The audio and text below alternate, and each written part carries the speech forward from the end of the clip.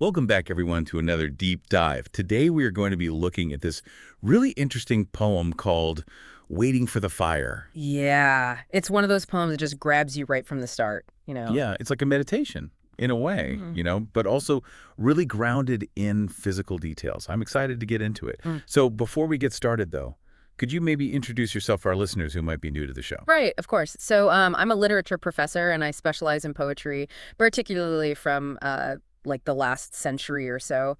I've been teaching and writing about poetry for, I don't know, 20 years now, something like that. Wow, 20 years. That's amazing. You must have seen a lot of changes in how people approach poetry over those years.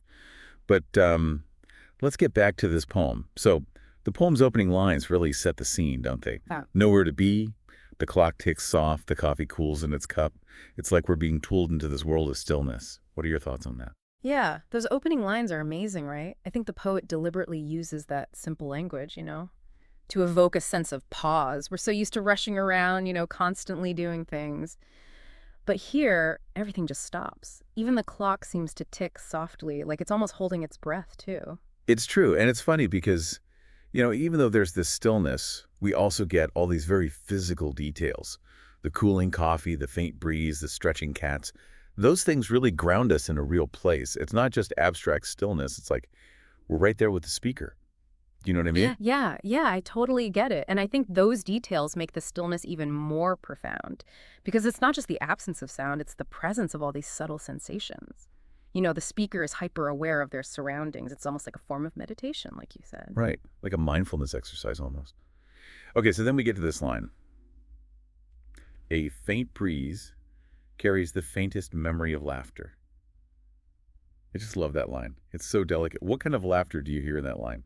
Ooh, that's a good question. I don't know. For me, it's kind of bittersweet. Like the laughter is from a long time ago, a happy memory maybe, but it's fading.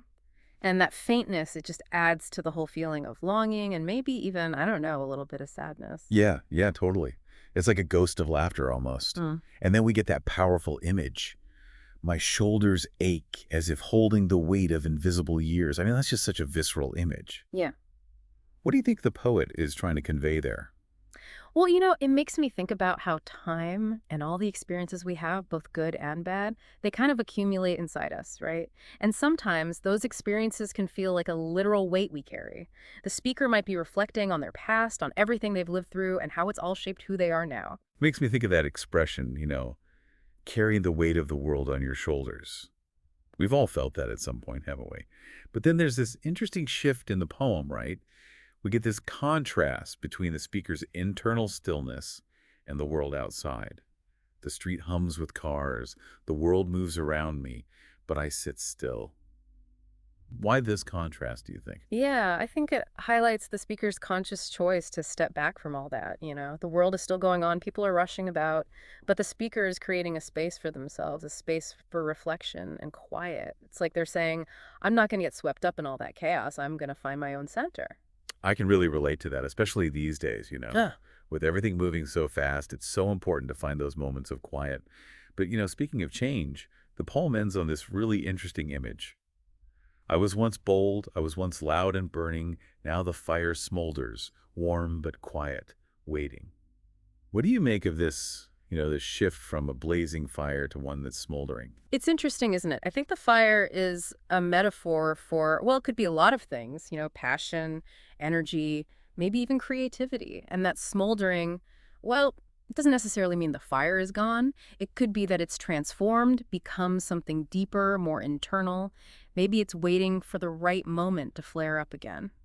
What do you think? Yeah, I like that. It's not an ending, it's a pause, Right. right? A moment of potential. And the poem doesn't tell us what the speaker is waiting for, which I think is really powerful. Yeah. It invites us to think about our own waiting periods. Yeah. What are we waiting for? What transformations are happening within us, even when we feel still on the surface? Exactly. I think that's one of the most beautiful things about this poem. It leaves us with that open question, that sense of possibility. It encourages us to look inward, to explore our own inner landscapes. I've really enjoyed this deep dive. It's amazing how much depth and meaning can be packed into such a short poem. And I think you've brought out some really insightful points. Well, thank you. I've enjoyed it too. So for our listeners, we really encourage you to go back and read Waiting for the Fire again, maybe even several times. Let the poem wash over you and see what speaks to you personally. And who knows, maybe you'll discover your own smoldering fire within. Until next time, thanks for listening.